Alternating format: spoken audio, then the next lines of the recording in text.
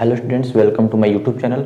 आज मैं आप लोगों के सामने लेकर के आया हूँ क्लास 9th साइंस का चैप्टर 3 जिसका नाम है एटम एंड मोलिकुल्स।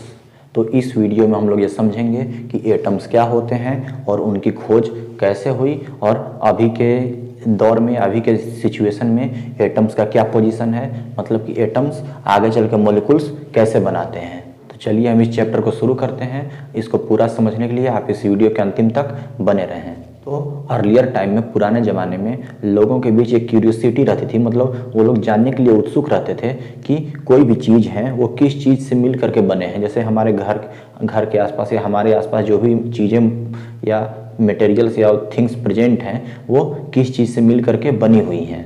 तो लोगों की उत्सुकता जो थी, क्यूरियोसिटी, वो दिन पर दिन बढ़ते चली जा रही थी। और इसी बीच में जो आया टॉपिक वो था idea of divisibility of matter. Matter को हम लोग हिंदी में बोलते हैं पदार्थ। अब वहाँ से पदार्थ का डिविजिबिलिटी का आइडिया आया कि अगर हम लोग किसी पदार्थ को डिवाइड करते चले जाएं तो एक टाइम ऐसा आएगा जब वो हम उसको डिवाइड नहीं कर सकते, मतलब कि वो कुछ सिचुएशन के बाद एक समय ऐसा आएगा कि हम लोग उसको और तोड़ नहीं सकते हैं, वो उसका अंतिम पार्ट होगा। उस डिविजिबिलिटी की थ्योरी को, मतलब उस विभाजन के थ्योरी को दिया था सबसे पहले इंडिया में, और वो देने वाले कौन थे? तो अराउंड 500 BC महर्षि कनाड। तो इंडिया में लगभग 500 BC पहले, मतलब आज से लगभग 2500 साल पहले उस थ्योरी को दिया था महर्षि कनाड ने। मैंने यहाँ इंग्लिश और हिंदी दोनों में लिख दिया है। और उन्होंने ये बताया कि अगर हम अपने आसपास मौजूद किसी भी चीज़ को तोड़ते चले जाएं तो एक टाइम ऐसा आएगा जब वो टूटेगा नहीं, मतलब कि वो सबसे छोटा चीज़ हमारे सामने प्रेजेंट होगा और उसको उस महर्षि ने नाम दिया परमाणु।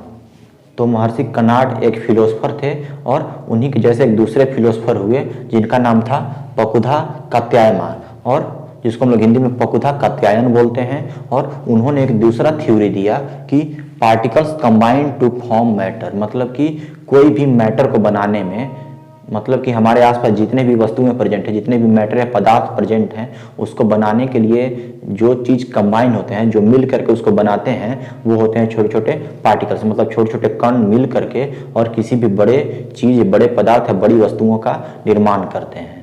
तो अब तक हम लोग बात कर रहे थे इंडियन फिलोसफर्स की। अब कुछ ग्रीक फिलोसफर भी थे जो कि इस टॉपिक पे रिसर्च कर रहे थे, मतलब उन्होंने भी इस टॉपिक पे, मतलब कि पदार्थ या मैटर के बारे में अपने अपने विचार व्यक्त किए, अपने अपने थॉट्स को उन्होंने प्रेजेंट किया।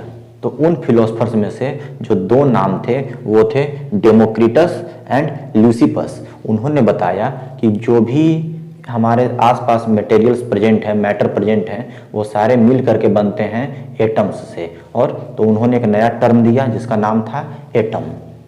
लेकिन पुराने ज़माने में उस तरह की टेक्नोलॉजी नहीं थी, इसलिए वो लोग अपने इस थ्योरी को या अपने इस आइडिया को साबित नहीं कर सके, मतलब वो इसको प्रूफ नहीं कर पाए। और जब 18th सेंचुरी खत्म होना शुरू हुआ, मतलब 18th सेंचुरी के लास्ट में कुछ साइंटिस्ट को रिसर्च करते हुए उन्हें एक डिफरेंस मिला। तो क्या डिफरेंस मिला? तो वो डिफरेंस था एलिमेंट्स और कंपाउंड्स के बीच का डिफरेंस।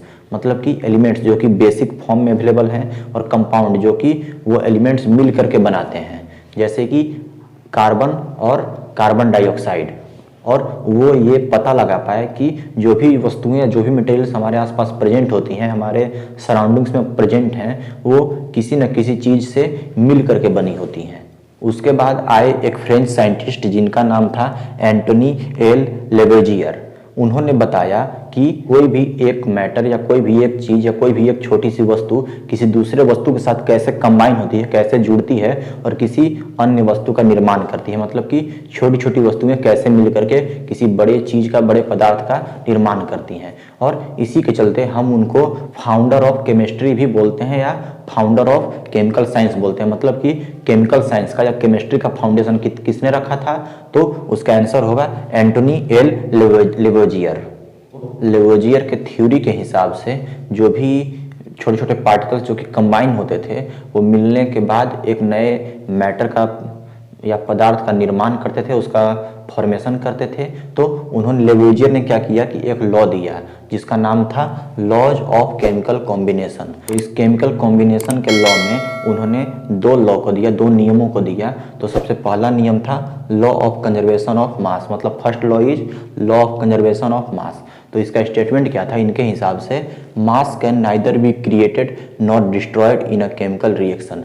मतलब कि किसी भी केमिकल के मास को ना तो हम लोग बना सकते हैं और ना ही उसको नष्ट कर सकते हैं।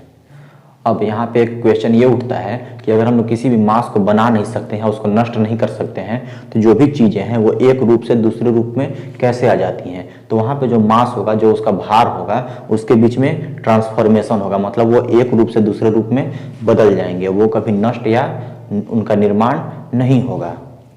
इस लॉ को दिया था एंटनी लेवेजियर ने 1974 में। आइए हम लोग इस लॉ को एग्जाम्पल से समझते हैं। तो हम लोग को करना क्या है, तो हम लोग दो केमिकल लेंगे, एक केमिकल X और दूसरा केमिकल Y। अब हम लोग इन दोनों X और Y को अलग अलग मेजरमेंट कर लेंगे, मतलब कि उन दोनों का जो मास है, उसको जो मास या वेट है उसको तौल लेंगे। अब उसके बाद हम लोगों ने X और Y दोनों क्या किया, तो उस कोनिकल फ्लास्क में मिला दिया। तो कोनिकल फ्लास्क में मिलाने के बाद हम लोगों ने इसके माउथ को बंद कर दिया, इसके ढक्कन को हम लोग पैक कर दिया। अब जो भी रिएक्शन होगा, तो रिएक्शन होने के बाद मान लेते हैं कि X और Y आपस में कंबाइन होकर के बन गए XY। मान लेते हैं कि रिएक्शन से पहले X का मास था A ग्राम और Y का मास था B ग्राम। अब रिएक्शन के बाद क्या होगा कि दोनों का जो मास था वो रिएक्शन से पहले A और B दोनों आपस में कंबाइन हो गए, तो रिएक्शन के बाद का भी जो मास होगा या जो उसका वेट होगा वो होगा A प्लस B ग्राम। मतलब कि उसमें दोनों का मास कभी भी चेंज नहीं होगा। मतलब कि रिएक्शन के पहले और रिएक्शन के बाद केमिकल्स का मास में कोई भी चेंजिंग नहीं होगा। जितना मास रिएक्शन से पहले था उतना ही मास रिएक्शन के बाद भी होगा। अब बात करते हैं सेकेंड लॉ की, जिसका नाम है लॉ ऑफ कांस्टेंट प्रोपोर्शन। तो उस लॉ का स्टेटमेंट क्या है कि a chemical compound always contains the same elements combined together in same mass ratio.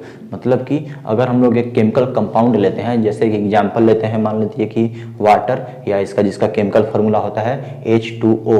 अगर हम लोग उसको वाटर को कहीं से भी लें, कोई भी सोर्स हो, चाहे वो रिवर हो, पॉन्ड हो, सी वाटर हो, रेन वाटर हो, या फिर आइस हो या स्टीम हो, किसी भी फॉर्म में हो, अगर हम लोग उसको लेते हैं, तो सपोज 9 ग्राम हमने वाटर लिया, तो always contains the same elements combined together.